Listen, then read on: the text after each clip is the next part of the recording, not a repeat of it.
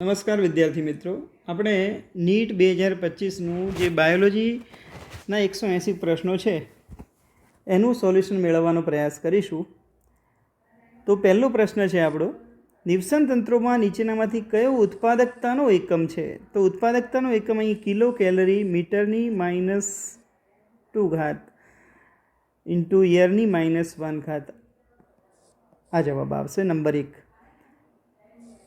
92મો પ્રશ્ન છે, પ્રથમ ઋતુસ્ત્રાવને શું કહે છે? તો પ્રથમ ઋતુસ્ત્રાવને રજોદર્શન તરીકે ઓળખવામાં આવે છે. 93 એટલે કે 93મા નંબરનો પ્રશ્ન છે, નીચેના બે વિધાનો આપેલા છે, એકને નિવેદન અને બીજાને કારણ તરીકે દર્શાવેલ છે. નિવેદન આવી રીતે છે કે બધા જ પૃષ્ઠવંશીઓ મેરુદંડી છે, પરંતુ બધા જ મેરુદંડીઓ પૃષ્ઠવંશી નથી. તો જે મેરુદંડ છે, મેરુદંડી જે સમુદાય છે એને 3 ઉપસમુદાયમાં વિભાજિત કરવામાં આવે. એક પુચ્છ મેરુદંડી, બીજા શીર્ષ મેરુદંડી અને ત્રીજા પૃષ્ઠવંશી. બરાબર. તો અહીંયા બધા જ પૃષ્ઠવંશીઓ મેરુદંડી કહેવાય, બધા પૃષ્ઠવંશી મેરુદંડી કહેવાશે, બરાબર છે, પરંતુ બધા જ મેરુદંડીઓ પૃષ્ઠવંશી નથી. બરાબર. અહીં કારણ પણ આપણને આપ્યું છે, પૃષ્ઠવંશી ઉપસમુદાયના સભ્યો ગર્ભાવસ્થા દરમિયાન મેરુદંડ ધરાવે અને આ જે મેરુદંડ છે એનું સ્થાન પુખ્તાવસ્થાએ કાસ્થિમય કે અસ્થિમય કરોડ સ્તંભ લે છે. તો અહીંયા પૃષ્ઠવંશીની અંદર ગર્ભાવસ્થામાં મેરુદંડ હોય છે, જે પુખ્ત અવસ્થાએ કાસ્થિમય કે અસ્થિમય કરોડ સ્તંભમાં ફેરવાતું હોય છે. તો આ જે છે પૃષ્ઠવંશીની અંદર કરોડ સ્તંભ પુખ્તાવસ્થાએ જોવા મળે છે. તો એટલા માટે અહીંયા વિધાન એ સાચું છે, જ્યારે કારણ આર એ વિધાન એની સાચી સમજૂતી દર્શાવે છે, કેમ કે બધા જ પૃષ્ઠવંશીઓ મેરુદંડી થશે અહીંથી, બરાબર, પરંતુ બધા જ મેરુદંડી જે છે એ પૃષ્ઠવંશી થશે નહીં. ઓકે, તમે જોઈ શકો બધા મેરુદંડીમાં શીર્ષ મેરુદંડી અને પુચ્છ મેરુદંડી પણ આવી જાય. તો આ પુચ્છ મેરુદંડી અને શીર્ષ મેરુદંડી એ પૃષ્ઠવંશી ના કહેવાય. એટલે આપણે કહી શકીએ કે બધા જ મેરુદંડીઓ પૃષ્ઠવંશી નથી. ઓકે, નેક્સ્ટ ક્વેશ્ચન લઈએ. તો આનો જવાબ હતો એ અને આર બંને સાચા, આર એની સાચી સમજૂતી છે. પછીનો પ્રશ્ન છે, કેપિટલ આર અને કેપિટલ વાય જનીનનું મુક્ત વિશ્લેષણ કરે છે. મુક્ત વિશ્લેષણ થાય તો દ્વિસંકરણ પ્રયોગ આવે. કેપિટલ આર કેપિટલ વાય ગોળ પીળા બીજનું ઉત્પાદન કરે છે અને સ્મોલ આર સ્મોલ વાય ખરબચડા લીલા બીજનું ઉત્પાદન કરે. તો F2 પેઢીમાં સ્વરૂપ પ્રકાર ગુણોત્તર શું થાય? તો આ જે સ્વરૂપ પ્રકાર ગુણોત્તર છે, દ્વિસંકરણ પ્રયોગ, મુક્ત વિશ્લેષણ થાય છે એનો મતલબ દ્વિસંકરણ પ્રયોગની વાત છે. તો ત્યાં આપણે ગોળ પીળા જેમ ગોળ લીલા, ખરબચડા પીળા અને ખરબચડા લીલા, આ 4 સ્વરૂપ પ્રકાર આપણને મળતા હતા, જેનું પ્રમાણ આપણને 9:3:3:1 મળે છે. માટે આપણો જવાબ 4 સાચો છે. પછીનો પ્રશ્ન છે, નીચે બે વિધાનો આપેલા છે. પહેલું વિધાન છે, જેલ ઇલેક્ટ્રોફોરેસિસમાંથી શુદ્ધ કરેલા ડીએનએના ટુકડાઓનો ઉપયોગ પુનઃસંયોજિત ડીએનએ બનાવવા માટે કરી શકાય છે. તો આ વિધાન સાચું છે. જે શુદ્ધ કરેલો ડીએનએનો ટુકડો છે એને આરડીએન એટલે કે પુનઃસંયોજિત ડીએનએ બનાવવા માટે ઉપયોગ કરી શકાય. બીજું વિધાન છે, નાના કદના ડીએનએના ટુકડાઓ ધન વિદ્યુત ધ્રુવ નજીક, જ્યારે મોટા ટુકડાઓ અગારોજ જેલના કૂપની નજીક જોવા મળે છે. જેલ ઇલેક્ટ્રોફોરેસિસની અંદર જ્યાં કૂપ છે ત્યાં ઋણ ધ્રુવ છે અને એની સામે ધન ધ્રુવ હશે. ડીએનએ જ્યારે પોતે ઋણ વીજભારિત છે, એટલે ડીએનએ આ કૂપમાં હોય છે. તો ડીએનએના જે નાના ટુકડાઓ હશે આ રીતે ધન ધ્રુવ તરફ, ધન વિદ્યુત ધ્રુવની નજીક હશે, જ્યારે મોટા ટુકડાઓ છે એ અહીંયા હશે કૂપની તરફ. ઓકે, તો આ વિધાન પણ સાચું છે. માટે બંને વિધાન 1 અને વિધાન 2 બંને સાચા વિધાનો કહી શકાય. પછીનો પ્રશ્ન છે, સમવિભાજન દરમિયાન ત્રાકતંતુઓનું મુખ્ય કાર્ય શું છે? તો જે ત્રાકતંતુઓ છે એ સમવિભાજન દરમિયાન, જ્યારે આપણને યાદ છે કે રંગસૂત્રો જે છે એના સેન્ટ્રોમિયર, અહીં ત્રાકતંતુઓમાંથી જે ત્રાકતંતુ જે છે એ રંગસૂત્રના સેન્ટ્રોમિયરના સ્થાને જે છે જોડાય છે. જ્યારે ભાજનોત્તરાવસ્થા આવે ત્યારે શું થશે તો આ સેન્ટ્રોમિયરનું વિભાજન થશે અને એક રંગસૂત્રની બે રંગસૂત્રિકાઓ બંને વિરુદ્ધ ધ્રુવો તરફ ખસે. તો આ રીતે આપણે કહી શકીએ કે રંગસૂત્રોને અલગ પાડવા માટે ત્રાક તંતુઓનું કાર્ય મુખ્ય થશે એમ કહી શકાય. તો જે 2 નંબરનો વિકલ્પ છે એ સાચો થશે. પછીનો પ્રશ્ન છે, એક આવૃત બીજધારી વનસ્પતિના મહાબીજાણુ માતૃકોષમાંથી પુખ્ત જન્યુજનકના વિકાસ માટે કેટલા સમવિભાજન અને અર્ધીકરણના વિભાજનો જરૂરી છે? હવે મહાબીજાણુ માતૃકોષ છે, ધારો કે આ એક મહાબીજાણુ માતૃકોષ છે MMC, એમાંથી અર્ધીકરણ એટલે કે અર્ધીકરણ પૂરું થાય એટલે 4 મહાબીજાણુ બને છે. 4 મહાબીજાણુ બને. આ 4માંથી 3 નાશ પામે છે અને એક જ મહાબીજાણુ સક્રિય રહે છે, એ આપણે જાણીએ છીએ. તો અહીંયા અર્ધીકરણ પૂરું થાય છે, અર્ધીકરણ, બરાબર. હવે આ જે એક મહાબીજાણુ રહે છે એ પછી પુખ્ત જન્યુજનક એટલે કે ભ્રૂણપૂટનું નિર્માણ કરશે. તો એના પછી 3 સમવિભાજન થશે, એટલે કે કોષ કેન્દ્ર વિભાજન જ થાય, જ્યાં કોષ રસ વિભાજન થતું નથી. એટલે શું થશે, 1માંથી 2 કોષ કેન્દ્ર બને, 2માંથી 4 બને અને 4માંથી 8 કોષ કેન્દ્રનું નિર્માણ થાય. તો અહીંયા સમવિભાજન 1, સમવિભાજન 2 અને સમવિભાજન 3ની જરૂર પડે. પુખ્ત જન્યુજનક એટલે કે ભ્રૂણપૂટ, જેમાં 8 કોષ કેન્દ્ર અને 7 કોષીય રચના હોય. તો આપણે જોઈએ કે અહીં 1 અર્ધસૂત્રણ અને 3 સમવિભાજન અથવા સમસૂત્રી વિભાજન જરૂરી છે. તો આ રીતે આપણો જવાબ આવશે 1 અર્ધસૂત્રણ અને 3 સમસૂત્રી વિભાજન. ઓકે. પ્રશ્ન છે પછીનો, એ વિધાન શોધો કે જે સાચું નથી. તો પહેલું વિધાન છે, હળવી અને ભારે શૃંખલાનું અચલાંક ક્ષેત્ર પ્રતિદ્રવ્ય અણુના C ટર્મિનસમાં આવેલું હોય છે. તો અહીંયા અચળાંક ક્ષેત્ર કયું એ સમજવું પડે. પ્રતિદ્રવ્ય એટલે એન્ટીબોડી. તો આ રીતે વાય આકારની જે આપણે એન્ટીબોડી હોય છે એની અંદર જે આ નીચેનો ભાગ છે એ અચળાંક ક્ષેત્ર કહેવાય. કોન્સ્ટન્ટ રિજિયન ઇંગ્લિશમાં એના માટે શબ્દ છે. જ્યારે આ ઉપરનો જે ભાગ છે એ વેરિયેબલ રિજિયન કહેવાય. વેરિયેબલ રિજિયન કહેવાય છે, બરાબર. તો શું લખ્યું છે, અણુના C ટર્મિનસમાં આવેલું હોય છે. બીજું કે અહીંયા COOH સમૂહ હશે એટલે C ટર્મિનલ અહીંયા હશે અને N ટર્મિનલ અહીંયા હશે, જે વેરિયેબલ રિજિયન છે ત્યાં. તો અહીં પહેલું વાક્ય સમજો, હળવી અને ભારે શૃંખલાનું અચલાંક ક્ષેત્ર પ્રતિદ્રવ્ય અણુના C ટર્મિનસમાં આવેલું હોય છે. તો અચલાંક ક્ષેત્ર ક્યાં છે? C ટર્મિનલ પાસે. તો આ વિધાન સાચું છે. આપણે શોધવાનું શું છે? સાચું નથી. બીજું, દરેક પ્રતિદ્રવ્યને 2 હળવી અને 2 ભારે શૃંખલા હોય છે. તો આપણે જાણીએ છીએ H2L2, બરાબર, 2 હેવી ચેન હોય અને 2 લાઇટ ચેન હોય છે. ત્રીજું વિધાન, તો આ પણ સાચું વિધાન છે. હળવી અને ભારે શૃંખલા ડાયસલ્ફાઇડ બંધથી જોડાયેલી હોય છે. તો આ પણ સાચું છે. અહીંયા બંને શૃંખલાઓ જે છે એ એકબીજા સાથે ડાયસલ્ફાઇડ બંધથી જોડાયેલી હોય છે. ચોથું છે પ્રતિજન જોડાણ સ્થાન એટલે કે એન્ટીજન બાઇન્ડિંગ સ્થાન અથવા સાઇટ, જે વેરિયેબલ રિજિયનમાં આવેલી છે. પ્રતિદ્રવ્ય અણુના એટલે કે એન્ટીબોડી અણુના C ટર્મિનલ ક્ષેત્રમાં આવેલી. C ટર્મિનલ અહીંયા છે, સમજો, C ટર્મિનલ અહીંયા છે.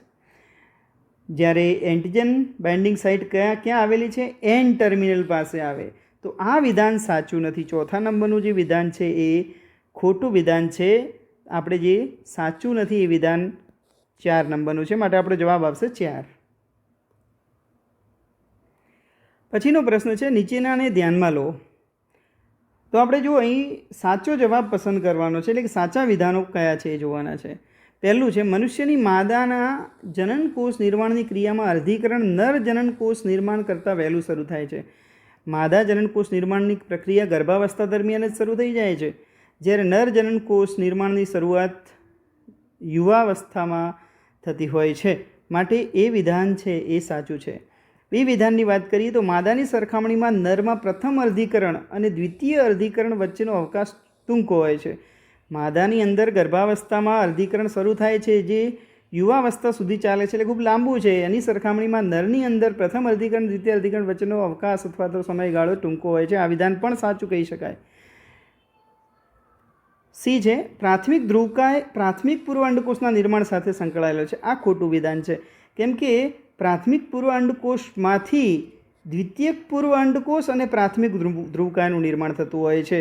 બરાબર, પ્રાથમિક પૂર્વ અંડકોષમાંથી જ પ્રાથમિક ધ્રુવકાય બનતું હોય છે, એટલે આનું નિર્માણ સાથે સંકળાયેલ નથી એમ. પછી છે લ્યુટિનાઇઝિંગ અંતઃસ્ત્રાવ. LH પરાકાષ્ઠા થવાથી ગર્ભાશયનું અંતઃસ્ત્ર તૂટે છે અને માસિક સ્ત્રાવની શરૂઆત થાય છે. તો મિત્રો LH પરાકાષ્ઠા જે છે એ અંડપતન પ્રેરે છે, અંડપતન સાથે સંકળાયેલું છે. બરાબર, LH પરાકાષ્ઠા જે છે એ અંડકોષપાત સાથે સંકળાયેલી છે, માટે આ વિધાન પણ ખોટું છે. તો સાચા વિધાનો હતા A અને B, માટે આપણો જવાબ આવશે 2 નંબર.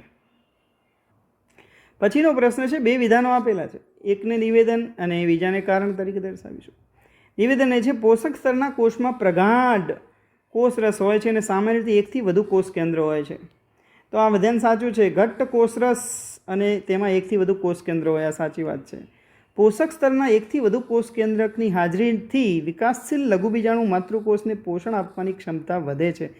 તો એકથી વધુ કોષ કેન્દ્ર જે છે એ વિકાસશીલ લઘુબીજાણુ માતૃકોષને પોષણ પૂરું પાડવા માટેની એફિશિયન્સી અથવા તો ક્ષમતામાં વધારો કરે છે. માટે A અને R સાચા છે, જ્યારે R એની સાચી સમજૂતી દર્શાવે છે, માટે B વિધાન સાચું છે. પછીનો પ્રશ્ન છે, વર્ણજનિક પદાર્થની હાજરીમાં રંગ ઉત્પાદનની ક્ષમતાને આધારે વાદળી અને સફેદ ચિહ્નક વિકસે છે, જે પુનર્યોજક ઉપનિવેશોને બિન પુનર્યોજક ઉપનિવેશોથી જુદા તારવે છે. તો 2 વિધાનો એના અનુસંધાનમાં આપ્યા છે. વિધાન 1 છે કે વાદળી રંગની વસાહતોમાં પ્લાઝમિડમાં DNA ઉમેરેલા હોય છે, જેને પુનઃસંયોજિત વસાહતો કહેવાય. તો મિત્રો આ જે છે એ નિવેશી નિષ્ક્રિયતા જે થિયરી છે એમાંથી લીધેલો પ્રશ્ન છે, જેમાં RDNA એટલે કે પુનઃસંયોજિત DNA છે એને એ જો પુનઃસંયોજિત DNA છે, RDNA છે, અને બીટા ગેલેક્ટ્રોસાઇડેજ ઉત્સેચકની સાંકેતિક શૃંખલામાં પ્રવેશ કરાવવામાં આવે છે, તો જો RDNA બેક્ટેરિયામાં પ્રવેશે તો જે છે બીટા ગેલેક્ટ્રોસાઇડેજ જનીન નિવેશી નિષ્ક્રિયતામાં પરિણમે અને પરિણામે રંગસર્જક પદાર્થની હાજરીમાં વસાહતનો કોઈ રંગ ઉત્પન્ન થાય નહીં. બરાબર, એટલે કે પુનઃસંયોજિત વસાહત માટે વાદળી રંગ ન સર્જાય. બરાબર, એટલે કે DNA ઉમેરેલા હોય તો વાદળી રંગ સર્જાય નહીં, એટલે આ વિધાન છે એ ખોટું છે. બીજું કે વાદળી રંગવિહીન મતલબ કે અહીંયા વાદળી રંગવિહીન વસાહતોમાં પ્લાઝમિડમાં DNA ઉમેરેલા હોય છે, જેને પુનઃસંયોજિત વસાહતો કહેવાય છે. હવે જો DNA ઉમેરેલા હોય તો બીટા ગેલેક્ટ્રોસાઇડેજ જનીન નિવેશી નિષ્ક્રિયતામાં પરિણમતું નથી. બરાબર, રંગવિહીન વસાહતો જે છે એમાં DNA પ્લાઝમિડમાં ઉમેરેલા ન હોય, જેને આપણે પુનઃસંયોજિત વસાહતો કહીએ છીએ. એટલે કે એ પુનઃસંયોજિત વસાહતો ખરી, પણ પ્લાઝમિડમાં DNA ઉમેરેલા ન હોય. ટૂંકમાં અહીં વાદળી રંગની જે વસાહત છે એમાં DNA શું લખ્યું છે, ઉમેરેલા હોય છે.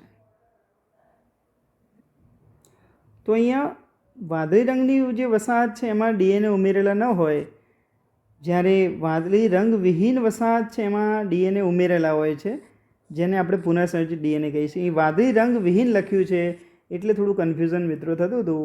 તો એટલે અહીં આપણે રંગવિહીન સમજીશું, એમાં DNA ઉમેરેલા હોય છે, જેને પુનઃસંયોજિત કહેવાય છે. એટલે આ પહેલું વિધાન છે ખોટું છે, જ્યારે વિધાન B એ સાચું વિધાન થશે. પછીનો પ્રશ્ન છે, દ્વિઅંગીઓમાં કુડમલીઓ નીચેનામાંથી કઈ પ્રક્રિયામાં સહાયક છે? તો અલિંગી પ્રજનનમાં એ સહાયક હોય છે. પછીનો પ્રશ્ન છે, સૂચિ 1 અને 2 સાથે જોડો. તો એડેનોસાઇન, તો એડેનિન સાથે એટલે કે પેન્ટોઝ શર્કરા સાથે જ્યારે નાઇટ્રોજન બેઝ જોડાય તો એને ન્યુક્લિયોસાઇડ કહેવાય. તો અહીંયા પહેલામાં ન્યુક્લિયોસાઇડ આવશે. એડિનાઇલિક એસિડ એટલે કે અહીં ફોસ્ફેટ સમૂહ જ્યારે જોડાય એડિનોસાઇન સાથે તો ન્યુક્લિયોટાઇડ કહેવાય. એડેનાઇન એ નાઇટ્રોજન બેઝ છે, એલેનાઇન એ એમિનો એસિડ છે, એટલે 3, 2, 1, 4 જે હશે એ આપણો જવાબ થશે. એટલે આપણો જવાબ નંબર 4 થશે. ઓકે, પછીનો પ્રશ્ન આપણે લઈએ.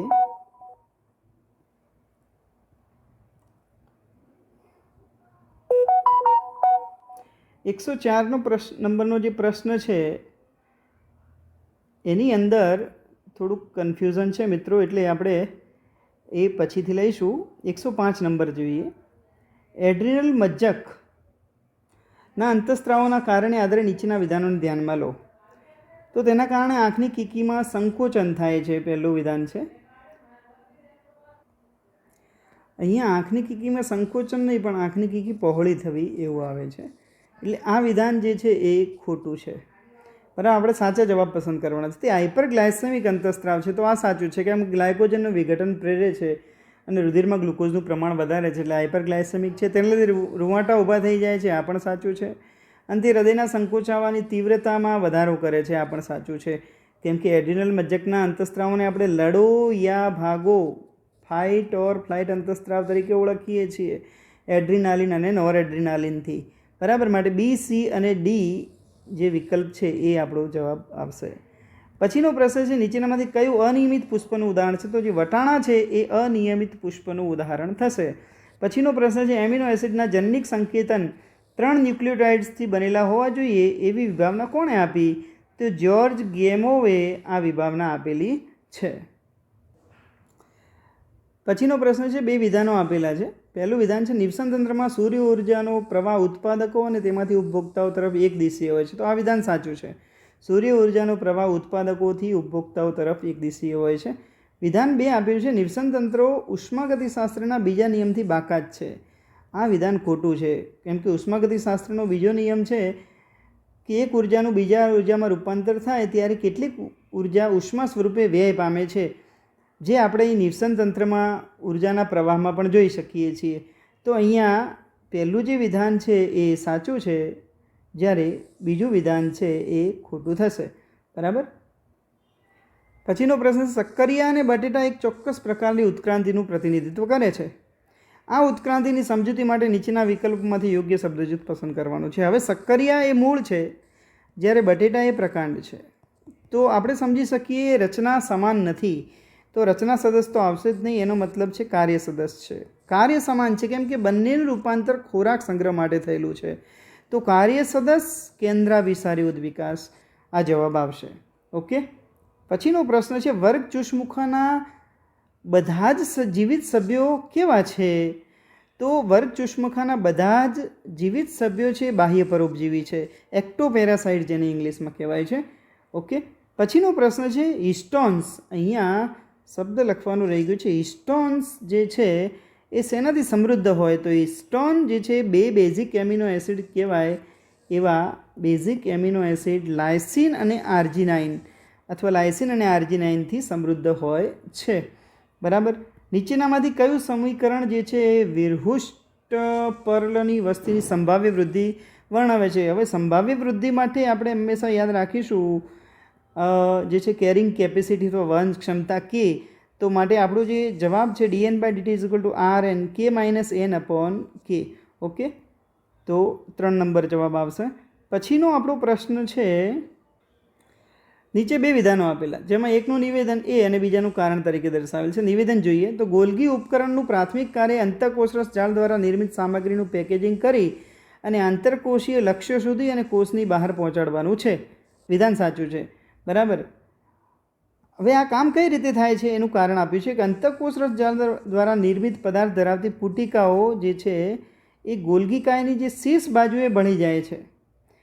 બરાબર, શીર્ષ બાજુએ ભળી છે અને રૂપાંતરિત થઈને ગોલ્ગીકાયની ટ્રાન્સ બાજુએ છૂટી પડે છે. શીર્ષ બાજુએ નિર્માણકારી સપાટી કહેવાય અને ટ્રાન્સ બાજુ પરિપક્વ સપાટી કહેવાય. આવી રીતે ગોલ્ગીકાય હોય તો એની આવી રીતની રચના તમે જુઓ તો આ શીર્ષ છેડો કહેવાય અને આ ટ્રાન્સ અથવા પરિપક્વ છેડો કહેવાય.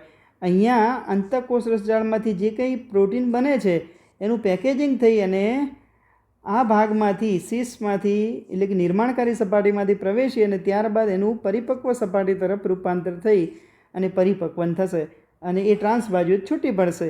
તો આ રીતે એ આંતરકોષીય લક્ષ્ય સુધીને કોષની બહાર પહોંચતું હોય છે. તો માટે એ અને આર બંને સાચા, આર એનું સુયોગ્ય સ્પષ્ટીકરણ કહી શકાય. ઓકે, તો પછીનો પ્રશ્ન છે, રૂબિસ્કો સંદર્ભે કયું વિધાન સાચું છે? તો રૂબિસ્કો જે છે આરયુબીપીના કાર્બોક્સિલેશનને ઉત્પ્રેરિત કરે છે. એનો મતલબ શું થયો કે આરયુબીપી સાથે CO2ને જોડવાનું કામ રૂબિસ્કો કરે છે. Ribulose biphosphate કાર્બોક્સિલેજ ઓક્સિજનેજ. આ રૂબિસ્કો એ કાર્બન ડાયોક્સાઇડ અને ઓક્સિજન બંને સાથે જે છે એ જોડાવા માટેની સંભાવના ધરાવતા હોય છે, પણ કાર્બન ડાયોક્સાઇડ પ્રત્યે વધારે પ્રબળ સંભાવના હોય છે એની. એટલે આ પહેલું જ વિધાન છે એ સાચું છે, બાકીના વિધાનો જે છે એ ખોટા વિધાનો આપેલા છે. પછીનો પ્રશ્ન આપણને જોઈએ જોડકા જોડવાનો છે. પ્રોજેસ્ટેરોન જે છે એ ક્યાંથી ઉત્પન્ન થાય? તો કોર્પસ લ્યુટિયમમાંથી. રિલેક્સિન આપણે જોઈએ તો અંડપિંડમાંથી ઉત્પન્ન થશે. MSH જે છે એ પિટ્યુટરીના જે મધ્ય ભાગ છે તેમાંથી ઉત્પન્ન થશે. અને કેટકોલેમાઇન્સ એ જે છે એ એડ્રિનલ મજ્જકમાંથી ઉત્પન્ન થશે. એટલે 4, 2, 1 અને 3 જે છે એ આપણો જવાબ બનશે. ઓકે, પછીનો પ્રશ્ન છે, ઉત્સેચકના પ્રોટીન હિસ્સાને શું કહેવાય? તો એપો એન્ઝાઇમ તરીકે ઓળખવામાં આવે છે. સિમ્પલ પ્રશ્ન હતો. જનીન ક્લોનિંગ માટે નીચેનામાંથી કયા ઉત્સેચક અનિવાર્ય નથી, કયા ઉત્સેચક જરૂરી નથી?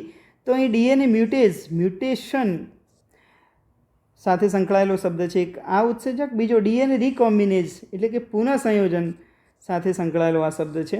તો આ જે C અને D, DNA મ્યુટેઝ અને DNA રિકોમ્બિનેઝ જે છે એ ક્લોનિંગ માટે જરૂરી નથી. બરાબર. પછીનો પ્રશ્ન છે, કઈ પ્રતિકારકતા જન્મ સમયે હાજર હોય છે અને તે માનવ શરીરમાં બિનચોક્કસ પ્રકારની રક્ષા છે? તો આ જન્મજાત પ્રતિકારકતા જે છે એ અહીંયા જવાબ આવશે. પ્રત્યાંકનની સમાપ્તિ માટે નીચેનામાંથી કયું પરિબળ મહત્ત્વનું છે? તો રો ફેક્ટર એ સમાપ્તિ વખતે ખૂબ જ મહત્ત્વનું પરિબળ કહી શકાય. નીચેનામાંથી કયો અંતઃસ્ત્રાવ પિચ્યુટરી દ્વારા મુક્ત કરવામાં આવે છે જે ખરેખર હાઇપોથેલેમસમાં સંશ્લેષિત થયો હોય?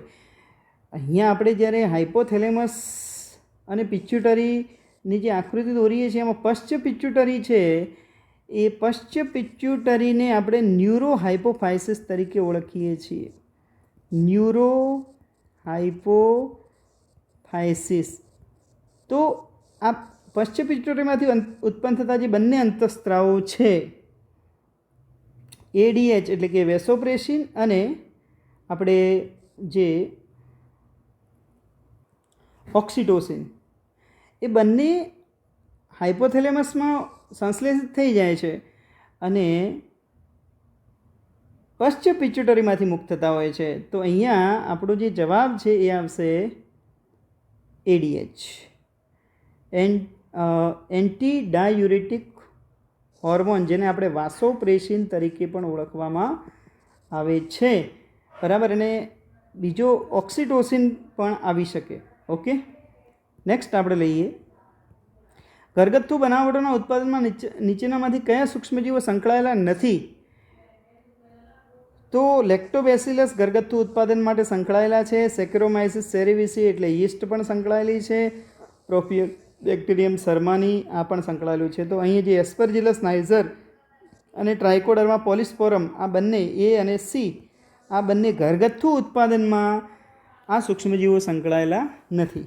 ઓકે, પછીનો પ્રશ્ન છે, બે વિધાનો આપેલા છે. અંજીરના ફળમાં અંજીરની ભમરી પુરાવાને લીધે તે માંસાહારી ફળ ગણાય. આ વિધાન ખોટું છે.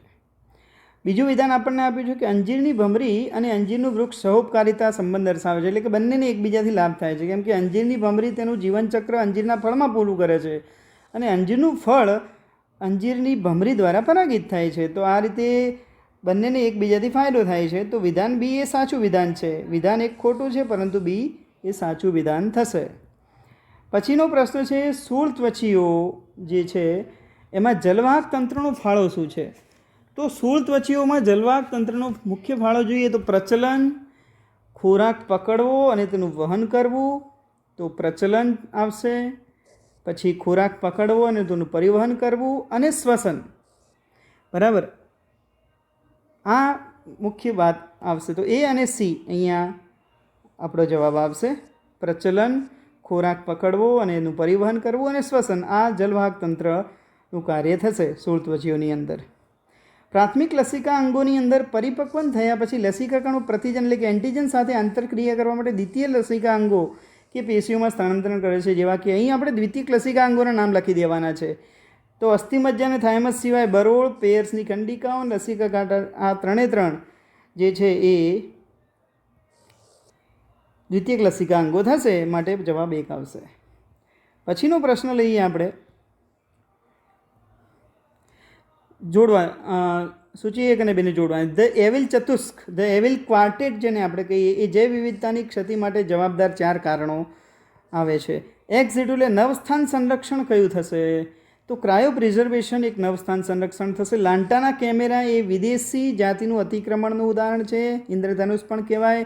ડોડો એ વિલોપન પામતું પક્ષી છે, વિલોપન પામેલું પક્ષી છે. 4 નંબર 3, 1, 2 અને 4 આપણો જવાબ આવશે. પછીનો પ્રશ્ન જોઈએ. વનસ્પતિના વૃદ્ધિ અને વિકાસ અંગેના નીચેના વિધાનો વાંચો અને યોગ્ય વિધાનો પસંદ કરો. અહીં અંશ પરાગણ ઓક્ઝિન્સ દ્વારા પ્રેરિત છે. મિત્રો, અંશ પરાગણ એટલે પાર્થેનોકોર્પી. પાર્થેનોકોર્પીનો મતલબ થાય અફલિત ફળ.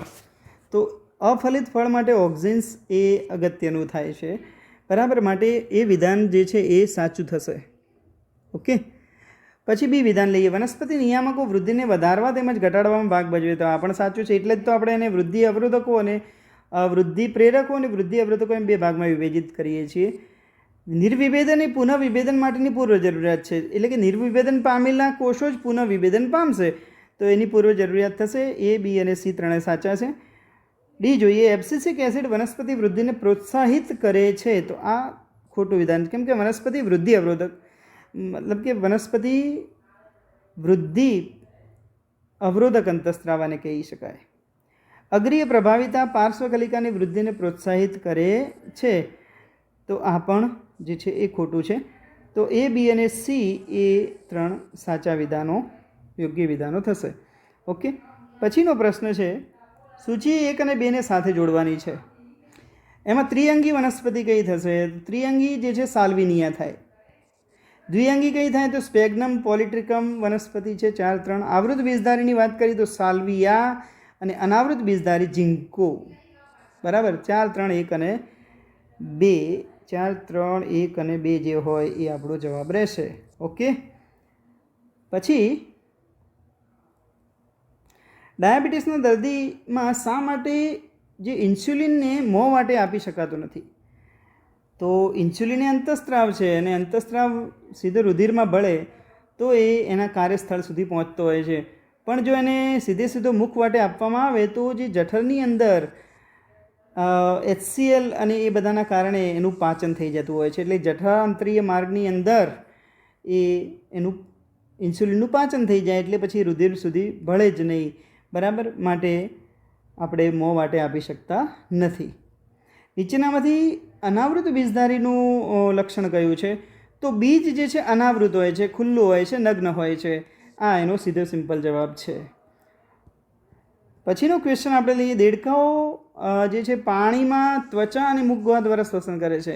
અહીં ખાસ ધ્યાનમાં રાખવું, પાણીની અંદર માત્ર ત્વચા દ્વારા જ શ્વસન કરે છે એવું NCERTમાં સ્પષ્ટ લખેલું છે. માટે આ વિધાન છે એ ખોટું છે.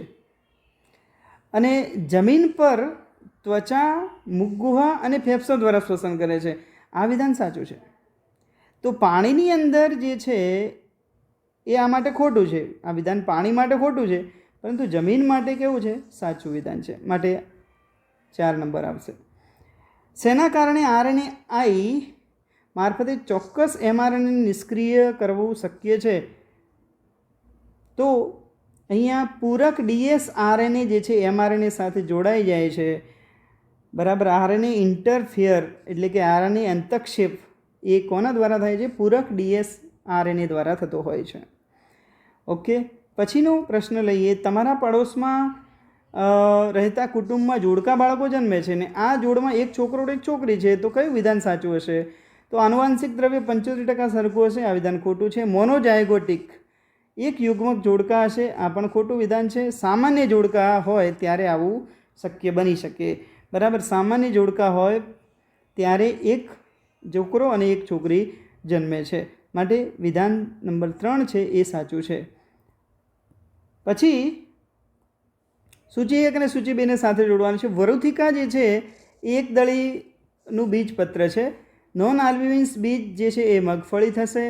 એપિબ્લાસ્ટ જે છે અલ્પવર્ધિત બીજપત્રની અંદર આવશે. પરિભ્રૂણ પોષ એટલે કે ચીર લગ્ન પ્રદે ન્યુસેલસ આવશે.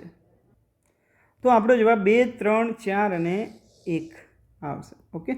પછીનો પ્રશ્ન લઈએ. દેડકામાં મૂત્રપિંડ નિવાહિકા તંત્ર એ કયા બેને જોડતું ખાસ શિરાનું જોડાણ છે? તો અહીંયા આવશે યકૃત અને મૂત્રપિંડ. યકૃત અને મૂત્રપિંડને જોડતું ખાસ શિરાનું જોડાણ એને આપણે મૂત્રપિંડ નિવાહિકા તંત્ર કહીશું. પછીનો પ્રશ્ન છે. સૂચિ 1 અને 2ને સાથે જોડવાની છે કે હૃદય છે તો એમાંથી ANF એટ્રિયલ નેટ્રિયુરેટિક ફેક્ટર અંતસ્ત્રાવ બનશે 3 નંબર. મૂત્રપિંડ છે એમાંથી ઇરિથ્રોપોએટિન આવશે. જઠરાંત્રિય માર્ગ છે એમાંથી સિક્રિટિન આવશે નંબર 4. એડ્રેનલ બાહ્યકમાંથી આવશે આલ્ડોસ્ટેરોન નંબર 2. એટલે 3, 1, 4 અને 2. 3, 1, 4 અને 2 એટલે આપણો જવાબ આવશે નંબર 1. પછીનો પ્રશ્ન આપણે લઈએ. હૃદયની જે હૃદ પ્રક્રિયાઓ શેના દ્વારા નિયંત્રિત થાય છે? તો ગાંઠ પેશી દ્વારા SAN દ્વારા નિયંત્રિત થાય. આ SAN અને આપણે AVN. પછી લંબમજ્જામાં આવેલ ખાસ ચેતાકેન્દ્ર છે એના દ્વારા પણ નિયંત્રિત થાય છે. અને એડ્રિનલ મજ્જકના અંતસ્ત્રાવો જેને આપણે એડ્રિનાલિન અને નોર એડ્રિનાલ કહીએ છીએ. તો આ 3 જે છે એના દ્વારા હૃદયની જે પ્રક્રિયાઓ છે એ નિયંત્રિત થતી હોય છે. માટે A, B અને C જવાબ આવશે. ઓકે. જે સ્ટ્રેપ્ટોકોકસ બેક્ટેરિયા દ્વારા ઉત્પન્ન થતો સ્ટ્રેપ્ટોકાઇનિસ શેમાં વપરાય? તો એને ક્લોટ બ્લસ્ટર તરીકે ઓળખાય છે. રુધિરવાહિનીમાંથી ગઠ્ઠાને દૂર કરવામાં એનો ઉપયોગ થતો હોય છે.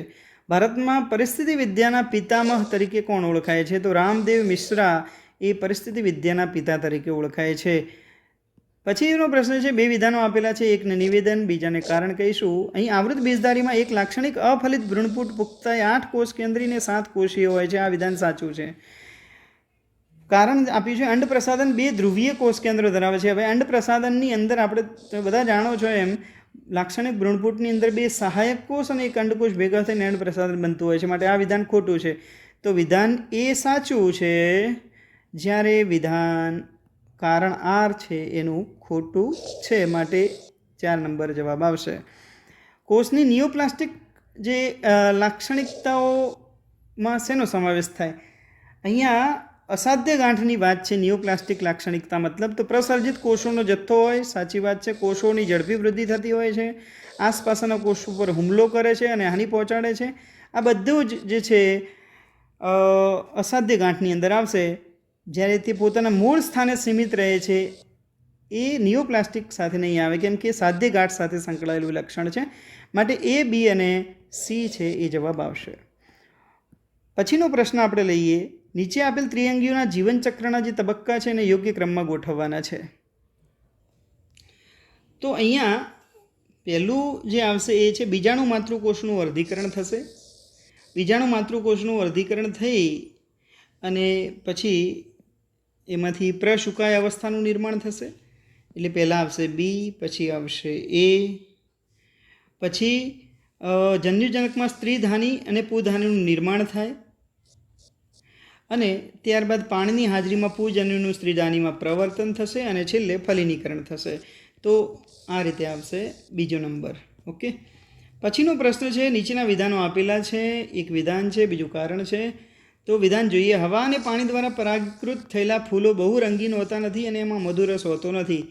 તો હવા દ્વારા જે પરાગનયન થતું હોય છે અને પાણી દ્વારા પરાગનયન થાય એ આપણે જાણીએ છીએ કે એમાં પુષ્પો રંગીન હોતા નથી અને મધુરસ પણ હોતો નથી, કેમ કે એને કોઈ પરાગ વાહકોને જે છે એ આકર્ષિત કરવાના હોતા નથી. અહીં કારણ આપ્યું છે. હવા અને પાણીથી પરાગીકૃત થયેલા ફૂલો પરાગરજનું બૃહદ પ્રમાણમાં ઉત્પાદન કરતા હોય છે. તો હવા અને પાણી એમાં દ્વારા જે પરાગનયન થાય એની અંદર પરાગરજનું વ્યય થવાની સંભાવના વધારે રહેલી હોય છે. એટલે ખૂબ મોટા પ્રમાણમાં પરાગરજનું ઉત્પાદન થતું હોય છે. તો આ વિધાન પણ જે છે સાચું છે. તો અહીં એ અને વિધાન આર સાચા છે, પણ આર એ એની સમજૂતી નથી. બરાબર, એ અને આર વિધાન બંને સાચા છે, પરંતુ સમજૂતી આપતું નથી. એના પછી છે નીચેનામાંથી કયા ઉત્સેચકમાં પ્રોસ્થેટિક ગ્રુપ તરીકે હિમ સમૂહ હોય છે? તો કાર્બનિક એનહાઇડ્રેટ જે રક્તકણમાં આવેલો હોય છે ઉત્સેચક, બરાબર, તો એમાં હિમ પ્રોસ્થેટિક ગ્રુપ તરીકે હિમ સમૂહ જોવા મળતો હોય છે. પછીનો પ્રશ્ન છે સૂચિ 1 અને 2 ને સાથે જોડવાનો. એમ્ફીસેમામાં શું આવશે? તો એમ્ફીસેમા જે છે એ નુકસાન પામેલ વાયુકોષની દિવાલ અને શ્વસન સપાટીમાં ઘટાડો થાય. એન્જિયોના પેક્ટોરેસ જે છે હૃદયના સ્નાયુને પૂરતો ઓક્સિજન ન મળવાથી છાતીમાં દુખાવો થાય. ગ્લોમેરુલો નેફ્રાઇટિસ જે છે મૂત્રપિંડના ગ્લોમેરુલાઈ એટલે કે રુધિરકેશિકા ગુચ્છમાં સોજો આવી જાય છે. અને ટીટેની જે છે દેહ જળમાં Ca+2નું પ્રમાણ ઓછું થવાને લીધે ઝડપી સ્નાયુ સંકોચન થતું હોય છે. તો આ રીતે 2, 3, 4 અને 1 જે આપણો હશે એ જવાબ થશે. 2, 3, 4 અને 1 આવી રીતે. ઓકે, પછીનો ક્વેશ્ચન આપણે લઈએ. એક દળી પ્રકારની રચનાના સંદર્ભમાં નીચેનામાંથી કયું વિધાન સાચું નથી? તો અહીંયા પહેલું છે અન્નવાહક મૃદુતક ગેરહાજર હોય છે. આ વિધાન સાચું છે. અધસ્તર મૃદુતકીય હોય છે એવું લખ્યું છે, પણ અહીંયા એક દળી પ્રકારની વાત કરીએ ત્યારે અધસ્તર જે છે એ દ્રઢોતકીય હોય. કેવું હોય? દ્રઢોતકીય હોય. માટે આ વિધાન સાચું નથી. માટે આપણો આ જવાબ થશે. બરાબર, વાયુપુલો છૂટાછવાયા હોય સાચું છે. વાયુપુલો સહસ્ત હોય, અવર્ધમાન હોય, એક દળી હોય એટલે એમાં દ્વિતીય વૃદ્ધિ જોવા ન મળે, એટલે એધા જોવા મળતી નથી, એટલે અવર્ધમાન હોય. આ વિધાન પણ સાચું છે. એટલે આપણો જવાબ જે છે એ આવશે અધસ્તર મૃદુતકીય હોય છે.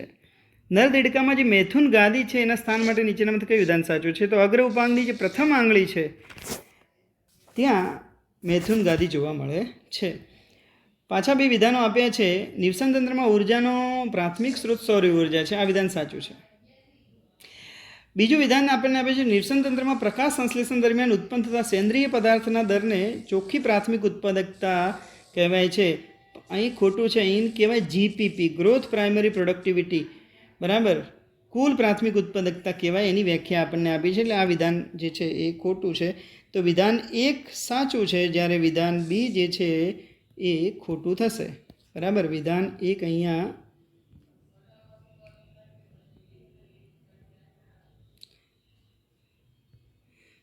વિધાન 1 સાચું છે.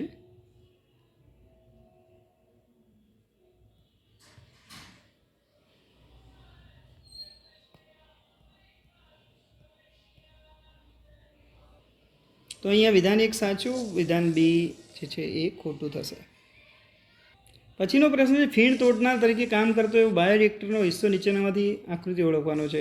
તો આપણને બુકમાં સ્પષ્ટ આપ્યું છે સી જે છે એ ફીણ તોડનાર તરીકે કામ કરે છે. ઓકે, કયા સૂત્રના આધાર પર પોલિમરેઝ ચેન રિએક્શન ડીએનએનું પ્રવર્ધન કરશે? તો અહીંયા આવશે 2n.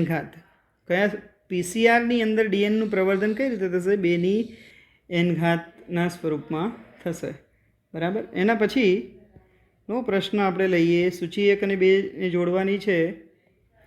શીર્ષ જે છે અહીં શુક્રકોષના સંદર્ભમાં જોઈએ તો શીર્ષ છે એ ઉત્સેચકો ધરાવે છે. બરાબર, શીર્ષમાં આનુવાંશિક દ્રવ્ય હશે. મધ્ય ભાગ જે છે એ શક્તિ એટલે કણાભસૂત્ર ધરાવે છે. એક્રોઝોમ, શીર્ષની ઉપરનો જે એક્રોઝોમનો ભાગ છે એમાં ઉત્સેચક આવેલો હોય છે.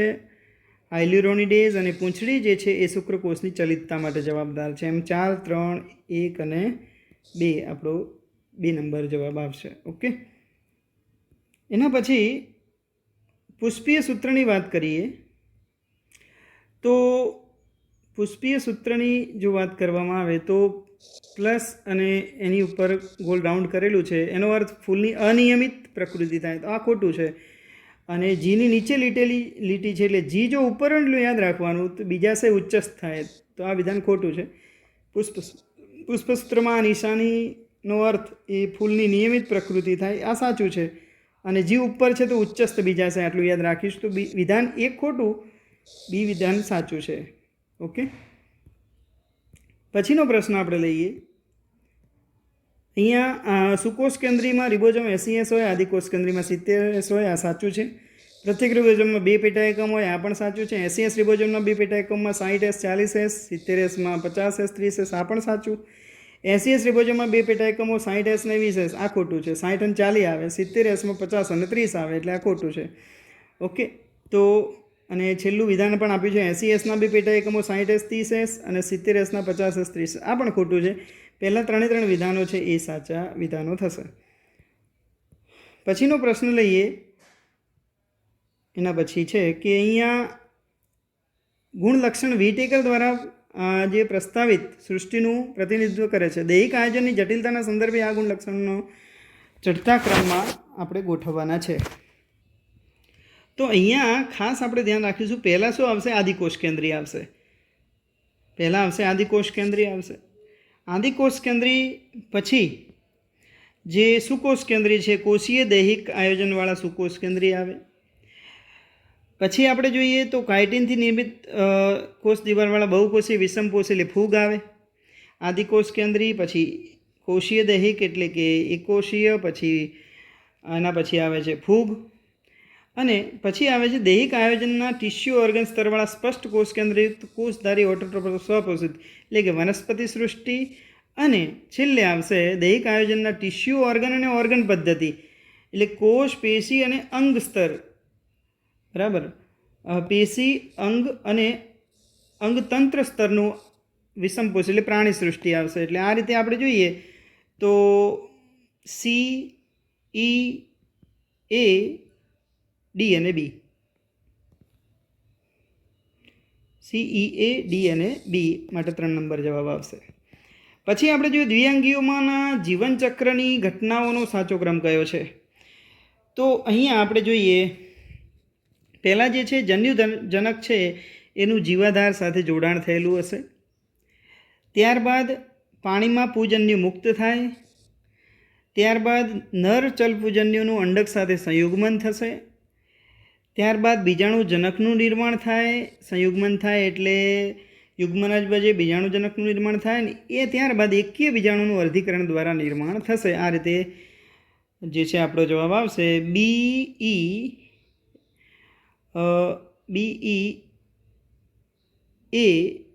BEADC, એવી રીતે BEADC. Okay, 4 number.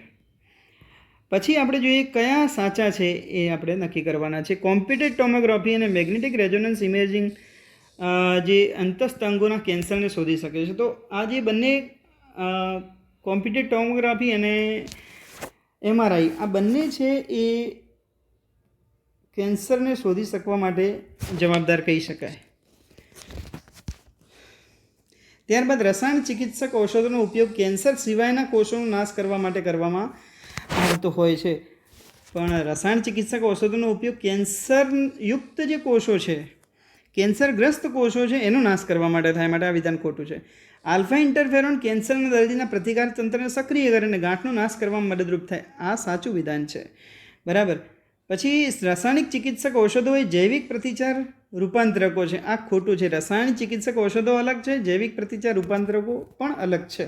કેમ કે રસાયણ ચિકિત્સક ઔષધો જે છે કેન્સરગ્રસ્ત કોષો ઉપરનો નાશ કરશે, જ્યારે જૈવિક પ્રતિચાર રૂપાંતરકો છે એ ગાંઠનો નાશ કરવામાં મદદરૂપ થશે, એટલે કે પ્રતિકારક તંત્રને સક્રિય કરીને ગાંઠનો નાશ કરવામાં મદદરૂપ કરશે.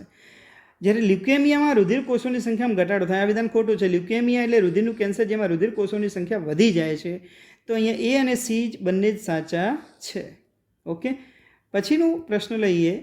નીચેની પ્રક્રિયામાંનું સામાન્ય રીતે ઉત્પ્રેરણ કરતા ઉત્સેચકનું વર્ગનું નામ આપો. તો અહીંયા આ જીનું ટ્રાન્સફર થાય છે બીજા જે પ્રક્રિયક છે એની પાસે. તો અહીંયા હાઇડ્રોજન સિવાયનું જૂથ છે એટલા માટે અહીં શું આવશે? ટ્રાન્સફરેજીસ ઉત્સેચક આવશે. બરાબર. પછીનો ક્વેશ્ચન આપણે લઈએ. સાચા વિધાનો શોધવાના છે આમાંથી. તો સાચા વિધાનો જોઈએ તો પહેલું છે માનવ ગર્ભધારણના મોટાભાગના અંગતંત્રો 12 અઠવાડિયાના અંતે બને છે, સાચું છે. પછી માનવ ગર્ભધારણના મોટાભાગના અંગતંત્રો 8 અઠવાડિયાના અંતે બને છે, આ ખોટું છે. માનવ ગર્ભધારણમાં હૃદય ગર્ભ વિકાસના 1 મહિના પછી બને છે, સાચું. માનવ ગર્ભધારણમાં ઉપાંગો અને આંગળીઓ બીજા મહિનાના અંતમાં વિકસે છે, આ પણ સાચું છે. અને 5મા મહિનામાં વાળ દેખાવાની શરૂઆત થાય, આ પણ સાચું. એટલે A, C, D અને E એ સાચા વિધાનો થશે. યીસ્ટ દ્વારા બનેલ અનિશ્ચિત આલ્કોહોલિક પીણાનું નામ શું થશે? તો બિયર અને વાઇન આ બંને અનિશ્ચિત આલ્કોહોલિક પીણાના ઉદાહરણો આવે છે. ઓકે, પછીનો પ્રશ્ન આપણે લઈએ. 2 વિધાનો આપ્યા છે કે આરએનએ વિશ્વમાં આરએનએ પ્રથમ ઉદ્વિકાસ પામેલું આનુવંશિક દ્રવ્ય છે જે જીવન જરૂરી પ્રક્રિયાઓ કરે છે. આરએનએ આનુવંશિક દ્રવ્યની સાથે સાથે એક ઉત્પ્રેરક છે કે જે જૈવિક તંત્રમાં કેટલીક મહત્વપૂર્ણ જૈવ રાસાયણિક પ્રક્રિયાઓનું ઉત્પ્રેરણ કરે છે. તે પ્રતિક્રિયાશીલ હોવાથી અસ્થાયી છે. આ વિધાન સાચું છે. વિધાન બી લઈએ તો ડીએનએ આરએનએમાંથી ઉદ્ભવ પામેલ છે. આ પણ સાચું, અને તે વધુ સ્થાયી આનુવંશિક દ્રવ્ય છે. ડીએનએ તેના બેવડા કુંતલ અને પૂરક કુંતલોના કારણે તે સમારકામ પ્રક્રિયાઓના વિકાસથી થતા પરિવર્તનો પ્રત્યે પ્રતિરોધી છે. અહીંયા આ બંને વિધાનો સીધા બુકમાંથી ઉઠાવેલા છે. બંને વિધાનો સાચા છે. ઓકે, પછીનો ક્વેશ્ચન લઈએ. નીચેના 2 વિધાનો આપ્યા છે. તો એમાં વિધાન 1 છે transfer RNA ribosomal RNA mRNA સાથે પારસ્પરિક ક્રિયા કરતા નથી. ટ્રાન્સફર આરએનએ ટીઆરએનએ જે આરઆરએનએ છે એ એમઆરએનએ સાથે પારસ્પરિક ક્રિયા કરતા નથી. આ ખોટું વિધાન છે મિત્રો. બરાબર. સુકોષ કેન્દ્રીય જીવોની અંદર આરએનએ વ્યતિકરણને અહીંયા ગુજરાતી શબ્દમાં ભૂલ છે. અહીંયા આવે આરએનએ અંતક્ષેપ કોષીય પ્રતિરક્ષા પદ્ધતિ તરીકે કામ કરે છે. ઇંગ્લિશની અંદર આરએનએ આઈ સ્પષ્ટ લખ્યું છે એટલે જે ઇંગ્લિશ છે એ વધુ એ સાચો મુદ્દો ગણાય. એટલા માટે વિધાન બીમાં આરએનએ વ્યતિકરણની જગ્યાએ આરએનએ અંતક્ષેપ જ સમજાશે. તો અહીં ભૂલ હોવા છતાં જે છે એ પ્રોબ્લેમ આપણને ઇંગ્લિશ જે છે એને ઇંગ્લિશમાં જે હોય એને સાચું આપવામાં આવતું હોય છે. માટે વિધાન 1 ખોટું છે, વિધાન 2 એ સાચું થશે. બરાબર. વિધાન 1 ખોટું પરંતુ વિધાન 2 સાચું થશે. ઓકે, પછીનો પ્રશ્ન આપણે લઈએ. ઉત્સર્ગ એકમની નિકટવર્તી અને દૂરસ્થ નલિકાઓના અનુસંધાને કઈ આકૃતિ એમાં સાચી થશે? તો અહીંયા જે આકૃતિઓ આપી છે એમાંથી જે આપણી સી નંબરની આકૃતિ છે જેમાં પી વિભાગ પાસે HCO3 NaCl H2O જે છે દૂર થાય H+ અને NH3નું શોષણ થાય. તો આ જે 3જા નંબરની આકૃતિ છે એ સાચી આકૃતિ થશે. પછી આપણે જે લખ્યું છે કે બહુજનનિક લક્ષણ માટે આનુવંશિકતાની પેટર્ન કઈ હશે? તો મેન્ડેલ સિવાયની આનુવંશિકતાની પેટર્ન અહીંયા થશે. કેમ કે બહુજનનિક લક્ષણમાં એવું થાય કે જે લક્ષણો સામાન્ય રીતે 3 અથવા વધુ જનીનો દ્વારા નિયંત્રિત થતું હોય તેને આપણે બહુજનનિક લક્ષણો કહીએ. તો એની અંદર જે પેટર્ન થશે એ મેન્ડેલ સિવાયની આનુવંશિકતાની પેટર્ન થશે. કેમ કે મેન્ડેલમાં એક લક્ષણ માટે 2 જનીનો જવાબદાર છે એવું સ્પષ્ટ લખેલું છે. ધાન્ય બીજની અંદર ભ્રૂણપોષનું બાહ્ય કવચ ભ્રૂણને નીચેનામાંથી કયા નામે ઓળખાતા પ્રોટીન સમૃદ્ધ સ્તરથી અલગ કરે છે? તો સમિતાયા સ્તર જે ભ્રૂણપોષનો ભાગ છે એ પ્રોટીનનું બનેલું હોય છે. માટે 1 જવાબ આવશે. પછીનો પ્રશ્ન લઈએ. સૂચિ 1 અને 2 ને જોડવાનું છે. તો ક્લોરોફિલ એ જે છે એ વાદળી લીલા રંગ માટે જવાબદાર છે. ક્લોરોફિલ બી એ પીળા લીલા રંગ માટે જવાબદાર છે. જેન્થોફિલ પીળા રંગ માટે જવાબદાર છે. અને કેરોટીનોઇડ જે છે પીળાથી પીળો કેસરી એવા રંગ માટે જવાબદાર છે. એટલે 3, 1, 2 અને 4 એ આપણો વિકલ્પ સાચો થશે. ઓકે, નેક્સ્ટ આપણે લઈએ. એલી લીલી માનવ ઇન્સ્યુલિન બનાવવા માટે નીચેનામાંથી કયા જેનેટિકલી એન્જિનિયર્ડ સજીવનો ઉપયોગ કર્યો છે? તો બેક્ટેરિયાનો એને ઉપયોગ કર્યો છે. બરાબર. પછી જોઈએ એક સુકોષ કેન્દ્રીય કોષમાં પશ્ચ પ્રત્યાંગન ઘટનાક્રમ કયો? પશ્ચ પ્રત્યાંગન એટલે કે પ્રત્યાંકન પછી શું ઘટના બને છે સુકોષ કેન્દ્રની અંદર? તો ઇન્ટ્રોન દૂર થાય, એક્ઝોન જોડાય છે એ આપણે જાણીએ છીએ. HNRNના 5' છેડે મિથાઇલ ગ્રુપનું ઉમેરણ થાય અને 3' છેડે એડિનાઇલનું અવશેષનું ઉમેરણ થાય છે. જ્યારે સ્પ્લાઇસિંગ પૂર્વ mRNAનું કોષ રસમાં પરિવહન થાય. આ ખોટું છે. HNRNA પરિપક્વ થાય પછી એનું કોષ રસમાં પરિવહન થાય. 2 પૂરક RNAનું બેઝ યુગ્મન આ પણ ખોટું છે. તો અહીંયા B, C અને D જે છે એ સાચા જવાબો થશે. ઓકે, પછી જોઈએ તો આપણને જોડકા આપ્યા છે. સેન્ટ્રોમિયર છે એ સેન્ટ્રોમિયરની વાત કરીએ તો એ કોષ વિભાજન સાથે જોડાયેલું છે. પક્ષમ છે કોષની ગતિશીલતા માટે છે. ક્રિસ્ટી એ કણાભ સૂત્ર સાથે સંકળાયેલો શબ્દ છે. અને કોષ રસપટલ દ્વિસ્તરીય ફોસ્ફોલિપિડ છે. તો 2, 3, 1 અને 4. નેક્સ્ટ આપણે લઈએ સૂચિ 1 અને 2 ને જોડવાની છે. આલ્ફ્રેડ હર્સી અને માર્થા ચેઝ જેને શું કીધું છે, ડીએનએ જ જનીનદ્રવ્ય છે તેવું સાબિત કરનાર. યુક્રોમેટિન જે છે એ શિથિલ રીતે ગોઠવાયેલું ને આછું અભિરંજિત. ફ્રેડરિક ગ્રિફિથે સ્ટ્રેપ્ટોકોકસ ન્યુમોની પર પ્રયોગો કરેલા. હેટેરોક્રોમેટિન ગાઢ રીતે ગોઠવાયેલું અને ઘેરું અભિરંજિત થયેલું હોય છે. તો આપણો જે જવાબ થશે 4, 3, 1 અને 2. 4, 3, 1 અને 2 જે ચોથા નંબરે આવે છે. નેક્સ્ટ આપણે લઈએ માનવ જીનોમની અંદર કયા રંગસૂત્રમાં સૌથી વધુ જનીનો હોય છે. તો રંગસૂત્ર 1ની અંદર 2968 જનીનો હોય છે જે સૌથી વધુ જનીનો છે. ઓકે. નેક્સ્ટ આપણે લઈએ આઈવીએફ પદ્ધતિ અપનાવવાથી ઊભા થતા સંભવિત જોખમો કયા છે. તો માતાના મૃત્યુનું ઊંચું જોખમ આ ખોટું છે. આઈવીએફથી માતાના મૃત્યુનું ઊંચું જોખમ રહેતું નથી. મોંઘા સાધનોને અભિરંજકો વપરાય છે, આ સાચી વાત છે. પતિ પત્નીના દાતા તરીકે જરૂરિયાત, બરાબર, તો આ કોઈ જોખમ ન કહેવાય. અનાથ બાળકોને દત્તક લેવાનું ઓછું પ્રમાણ, તો આ વાત સાચી છે. જો આઈવીએફનો વધુ પડતો ઉપયોગ થાય તો અનાથ બાળકોને દત્તક લેવાનું પ્રમાણ એકદમ ઘટી જાય. ભારતમાં પ્રાપ્ય નથી પણ હવે તો ભારતમાં પણ પ્રાપ્ય છે. શક્યતા છે કે જેમાં શરૂઆતનો ગર્ભ જીવિત રહી શકે નહીં. હા, કેમ કે ઇન વિટ્રો ફલન છે, શરીરની બહાર ફલન છે, તો શરૂઆતનો ગર્ભ કદાચ જીવિત ન પણ રહી શકે. આ જોખમો હોઈ શકે છે, બરાબર. તો મોંઘા સાધનો આવશે, અનાથ બાળકો આવશે અને એફ આવશે, બી, ડી અને એફ. ઓકે, આ જોખમો રહેલા છે. નીચેનામાંથી કયું નવસ્થાન સંરક્ષણનું ઉદાહરણ છે. તો પ્રાણી સંગ્રહાલય અને વનસ્પતિ ઉદ્યાનો આ જે છે એ નવસ્થાન સંરક્ષણનું ઉદાહરણ થશે. આદિકોષ કેન્દ્રી કોષમાં એક વિશિષ્ટ પટલિક રચના જે કોષ દિવાલ નિર્માણ, ડીએનએ સ્વયંજનન, શ્વસનમાં મદદરૂપ થાય છે, જેને આપણે મેસોજોમ તરીકે ઓળખીએ છીએ. Okay, simple